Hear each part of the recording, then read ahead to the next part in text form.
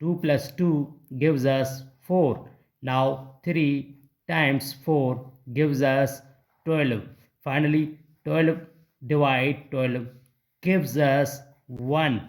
But this answer is not correct because according to order of operation, first we do parenthesis, then exponent, then multiplication or division, finally addition or subtraction.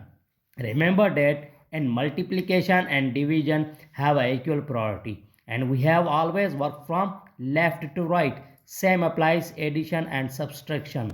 In this expression, here is division, multiplication, parenthesis, and also addition. So first we do parenthesis.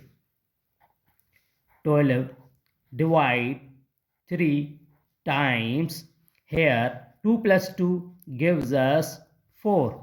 Now we know that multiplication and division have equal priority and work from left to right. So first we do division, then multiplication.